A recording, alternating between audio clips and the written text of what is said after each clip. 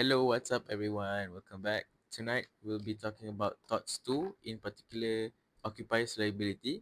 And without further ado, let's go. First, the definition of Occupier's Liability. So, Occupier's Liability is the duty of care owed by occupiers of premises or land towards visitors, regardless of them being invited or not, who suffer personal or property damage during the course of visits. So, in the case of Wheat against Lacon and Co. This is the case where it outlined who an occupier is, which is a person who has sufficient degree of control over premises to put him under duty of care. So it is important actually to establish that ownership does not necessarily have to be the requirement to become an occupier. What is sufficient is you have a certain degree of control on the premises that gives you the duty of care towards anyone who enters that property. There could also be more than one occupier, and that's about it lah for the occupier part. And what is a premise? A premise, however, on the other hand, is any fixed or movable structure. So a house is a property, and a van is also a property. A car is also a property. A premise, my bad.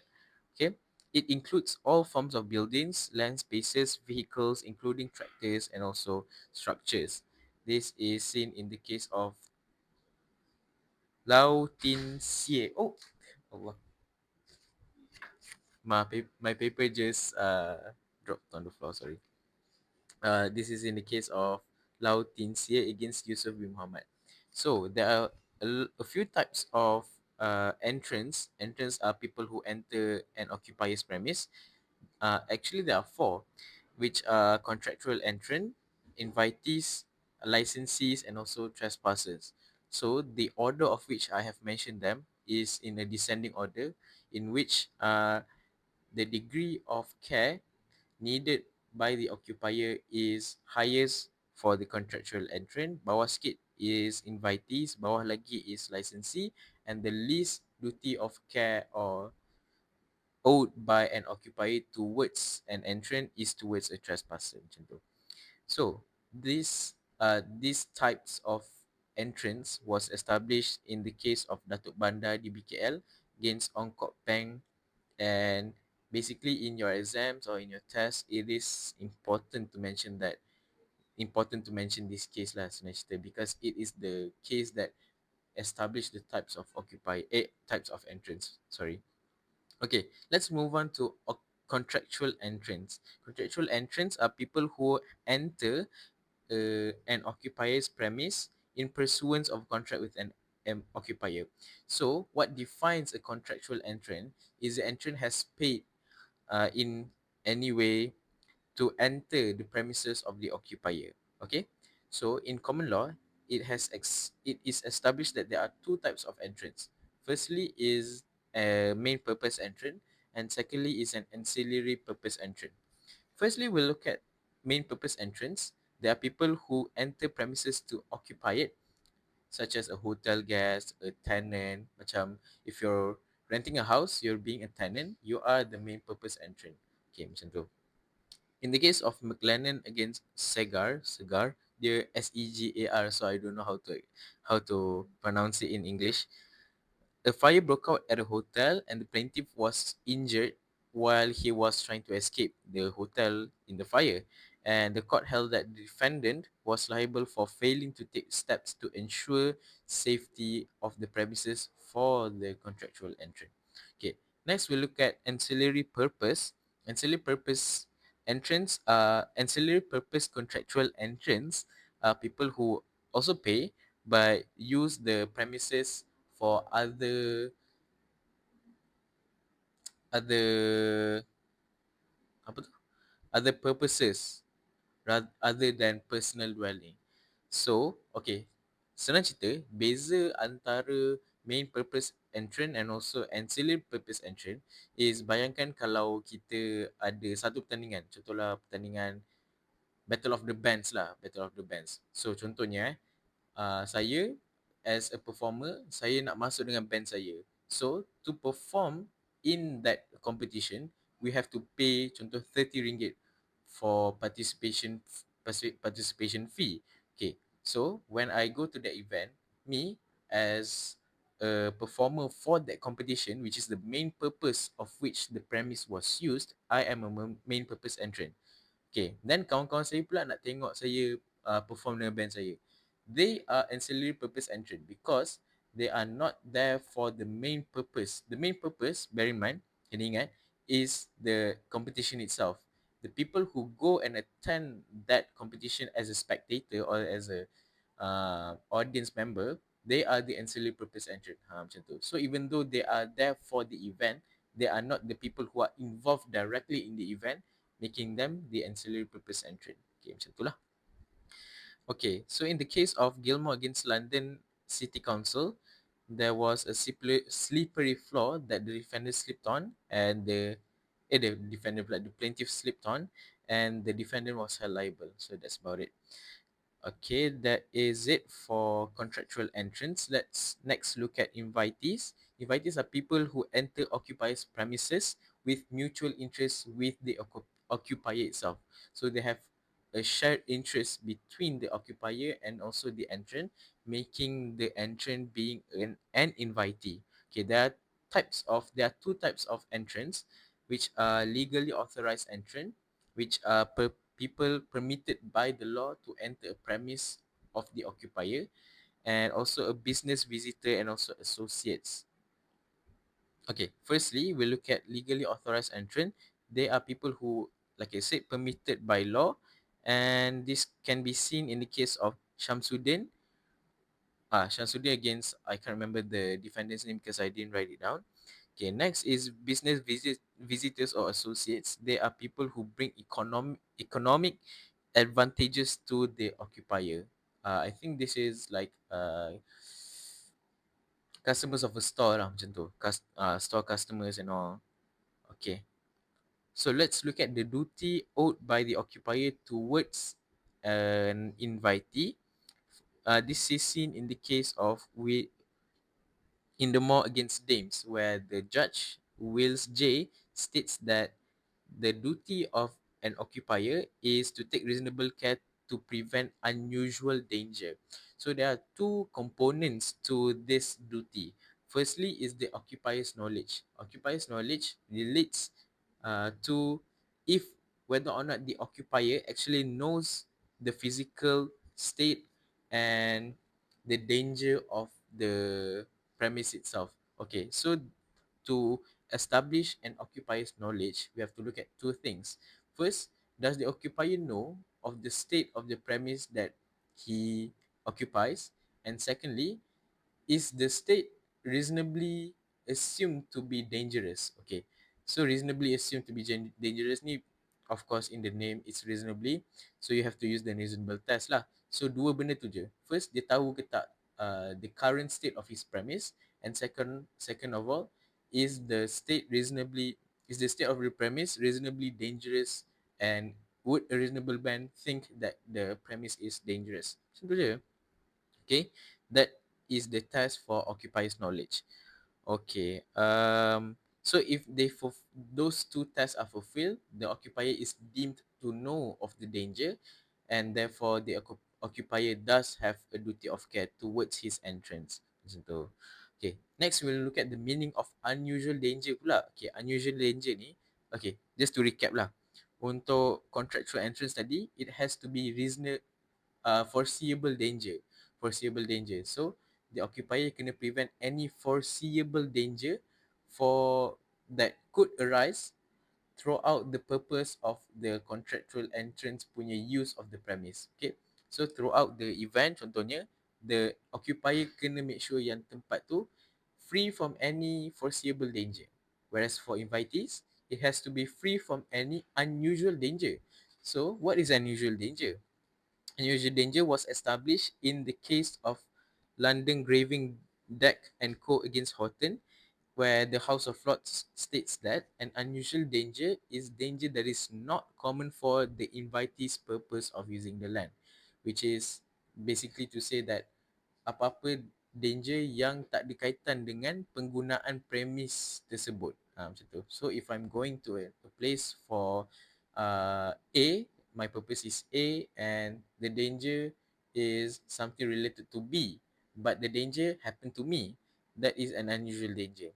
Sebab dia danger yang tak ada kaitan dengan apa yang saya buat, tapi danger tu terkena pada saya dan saya suffer injuries. Even though saya tak buat pun perkara yang berkaitan dengan uh, kebahayaan tersebut. Macam tu. Okay. Okay. Next, we must establish that plaintiff must not know the danger's existence, because in the invitee's case and other cases nanti kita akan tengok, once the plaintiff knows that the danger exists, the danger ceases to be one of the duties on the occupier's plate lah sebenarnya cerita. Sebab the entrant dah tahu, the invitee dah tahu the danger, and if the danger still happen to them, it is not on the fault of the occupier because they know of the danger. Macam tu. Okay, next is licensee. So kita so far dah ada 3.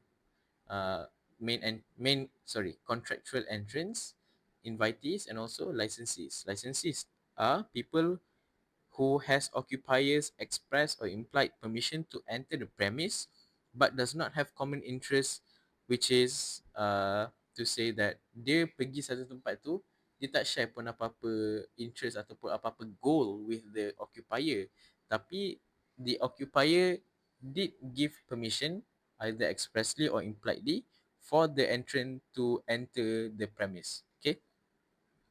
Sekejap, mana tadi? Okay, there are few types of few types of licensees. Firstly is entering as of right. This refer to the people who have the right to enter public spaces. For example, parks and taman permainan, tasik, all those public spaces. People who go there are licensees who enter rightfully, macam tu. Secondly is a licensee entering by implied permission.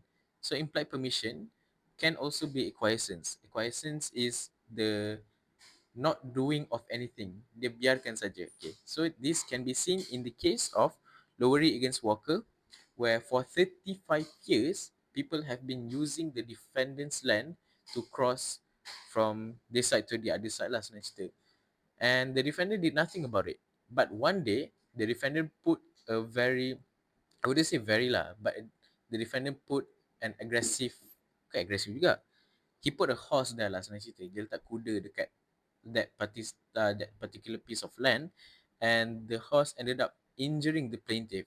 So the plaintiff sued the defendant, and what the court said was the defendant was held liable because for 35 years, bayangkan 35 tahun kau duduk situ, kau tak buat apa-apa pun bila orang lalu kau punya tanah. But then that one day, you chose to put a horse there and then you didn't warn other people around it. Not only didn't you warn other people around it, you didn't care for the past 35 years that people have been using your land to cross to wherever they want to go. So the fact that you did nothing about it, then one day you just decided to put a horse there, you didn't warn anyone about it, knowing full well that people will still use your land to cross to wherever they're going to go, that makes you liable. Okay, itulah maksudnya acquiescence. Okay, thirdly is a licensee entering as a social visitor. To be honest, I can't remember what the explanation is, so I won't explain it. I won't dare to explain it. Okay, so what is the duty of an occupier towards a licensee? They have a duty to warn of any concealed danger or trap in his knowledge. Okay, so same as before, same as invitees, there are two factors of a duty of care. Firstly, we have to assess the occupier's knowledge. So this can be seen in the case of Hawkins against Colston and Perley UDC. So this is the same principle used as the one we used for invitees. The occupier must know of the condition or the state of his land or his premises, and also if the state is if a reasonable man would think that the state or the condition of the premises is a dangerous one, and these two elements have been fulfilled by the occupier, then the occupier is considered to have known of a danger on his premises. Okay. Okay. Now we're gonna look at what the meaning of concealed danger is. Concealed danger is a hidden element, a hidden danger, and has an element of surprise, and it is sufficient. Wow, my phone just ran out of storage. It's okay, we'll continue. Okay, where was I just now? Okay, what is a concealed danger? So a concealed danger is a danger that is hidden and the danger that has an element of surprise. Okay, so it is sufficient that the licensee is unaware of that danger for it to be concealed.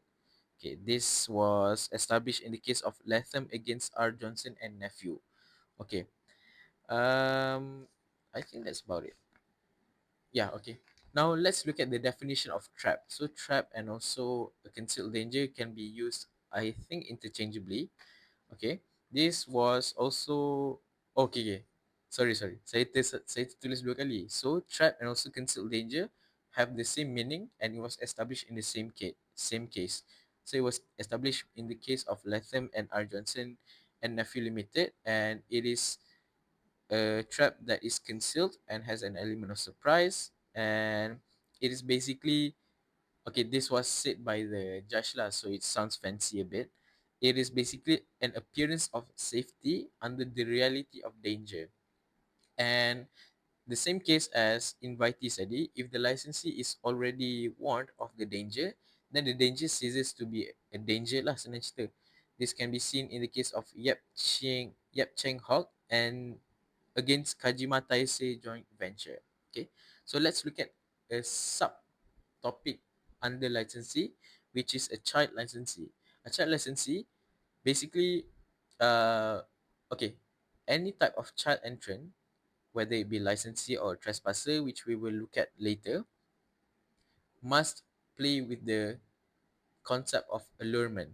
So allurement is whether or not a particular object or a particular thing in a premise which is owned by the occupier is appealing towards a child. Okay, macam tu. So I'm just going to read from my notes. If an object based on an occupier's premises constitute allurement, the defendant or the occupier is liable if no adequate warning was given. So it is not sufficient that an object has an allurement factor. It also has to satisfy the requirement of the occupier not giving enough warning towards the child or the towards the child lah senang cerita. So the allurement factor is dependent on the child's age because different ages have different allurement or different things that they are attracted to. For example, a colorful set of rocks on the pavement of a person's home can be an allurement factor towards a 5-year old, but it may not be an allurement factor towards a 12-year old. So that is what is meant by allurement factor being dependent on the child's age. Okay, this can be seen in the case of Liddle against York's North Riding County Council. So in this case, there was a kid who climbed a heap of sand. If I'm not mistaken, he climbed a heap of sand, and the workers there gave warning to the child, saying that it was dangerous. So that warning constitutes an adequate warning towards the child. But what did the child do? He still climbed on the heap of sand, and he wanted to show his friends how bees fly, which I don't know how you could do, even demonstrate. I don't even know how you could do that. So, but he did it anyway. And because of that, he wanted to show his friends how bees fly. He jumped off from the heap of sand and landed and was injured. So it was not the worker's fault because he had given enough warning to the child. So he was not liable. Okay. That is it for licensee. For trespasser, this is sorry. Now we're moving on to trespassers, which is the last type of entrant for occupier's liability.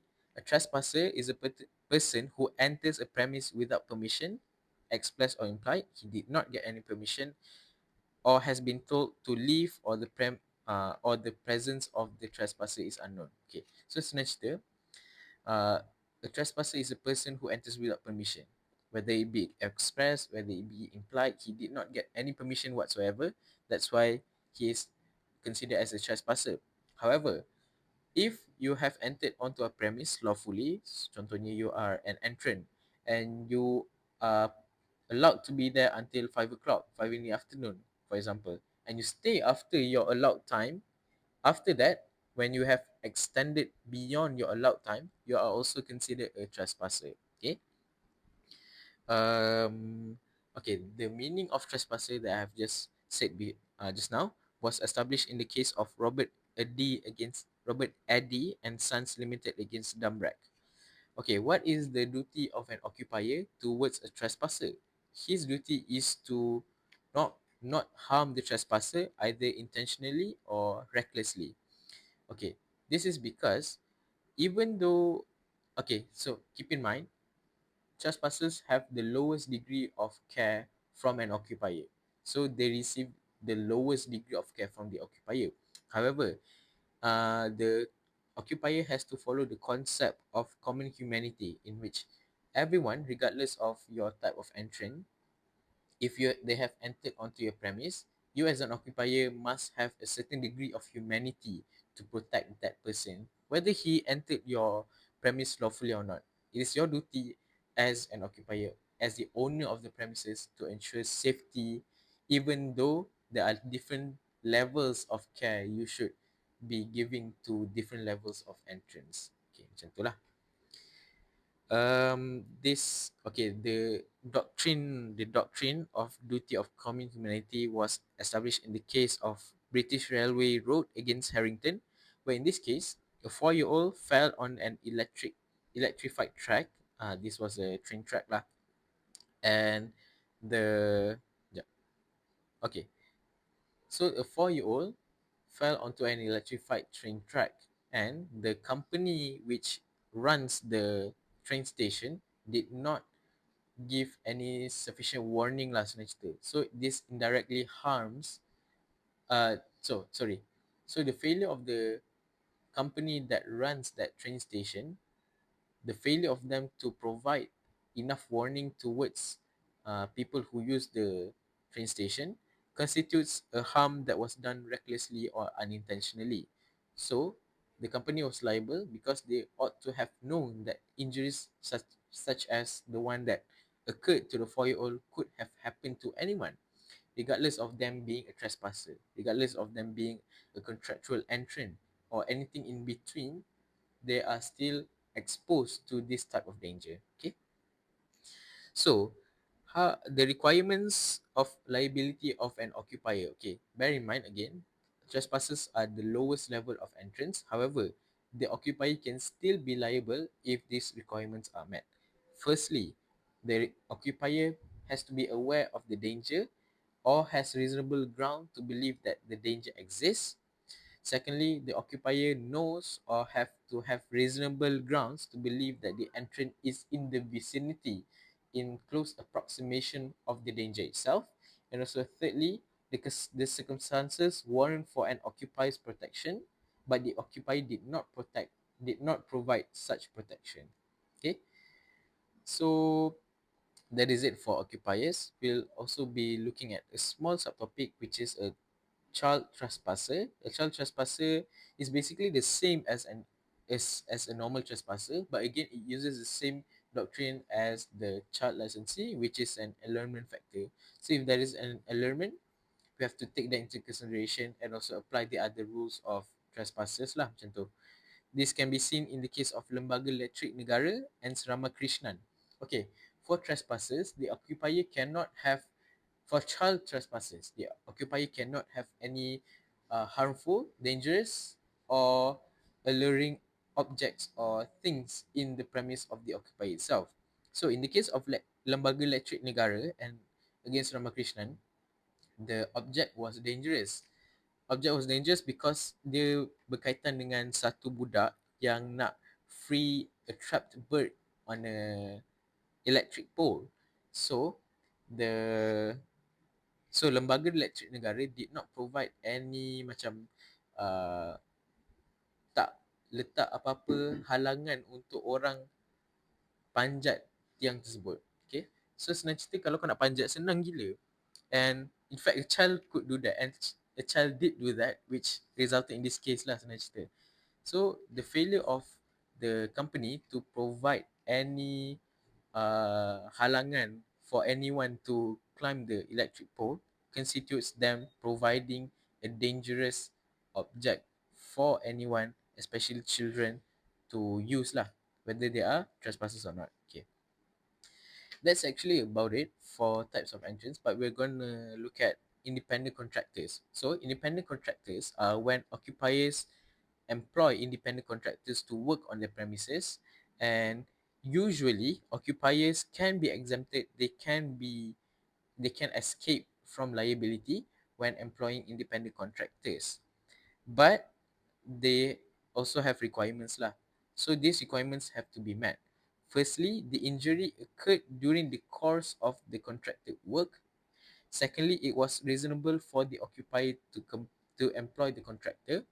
That is to say, if he can do that thing himself, it is reasonable. If he can do that thing himself, he is not reasonable lah for employing a contractor to do it for him. And thirdly, the occupier was reasonably satisfied that the contractor was competent. So the occupier must believe that the contractor he employs is a competent one and not an incompetent one. And if these three requirements are met, then the liability shifts from the occupier towards the independent contractor. Okay. So in the case of Hasseldin against Dow CA and Sons Limited, a lift shaft fell when the plaintiff was visiting that particular premise, and the defendant, the plaintiff, sorry, the defendant went and visited the plaintiff's premises, and then a lift shaft fell onto the defendant. He got injured, and the plaintiff was held not liable because he employed a contractor to work on that lift shaft. So the duty of care shifts from the occupier towards the independent contractor. Okay. However, this case was distinguished in the case of Woodward against Mayor of Hastings, I don't know, where a kid slipped on an icy surface, and he blamed the school for not putting a substance that neutralizes and also that melts the ice on floors. However, the school argued that the duty to pour this substance was on the cleaners. However, this pouring of substance can be done by the school, by anyone. It doesn't necessarily have to be the cleaner, because it is not something that requires knowledge and skill to do. You literally have to just pour. Macam kita tuang apa tu, detergent waktu nak sapu, nak gosok lantai and all that kan. That's about it. That's very easy. Anyone could do it, including the school authorities. So the duty was not shifted onto the cleaner, and the school was held liable. Okay, that's about it. Lastly, we'll look at defenses. This is very brief. Firstly, we have warnings. Warnings have to be sufficient in order for you to have a valid defense of warning. Secondly, notice. Notice can come in many forms. A warning, exclusion clause, and also a prevention method, macam tape around an area. That is also a notice. And this can be seen in the case of Ashdown against William Samuels and Sons Limited, where the plaintiff entered the defendant's land. He got injured, but the defendant was not held liable because he had put up sufficient notice in his land, in his premises. Thirdly is voluntary non-fit injuria, which is basically to say that if the plaintiff voluntarily put himself in the position of danger, then plaintiff is not held liable because the plaintiff did it voluntarily. He knew of the danger, he still voluntarily put himself into that situation. So he is liable. Macam tu lah. But it's not he is liable. Rather the other person, the occupier, is not liable. Macam tu. And lastly is contributory negligence. So if the person seeking damages is also negligent in any way, shape or form, then he is considered as contributory negligence negligent, macam tu. Okay, so that's about it. Very short topic, and yeah, I'll see everyone here on the next video. Okay, that's about it. See ya.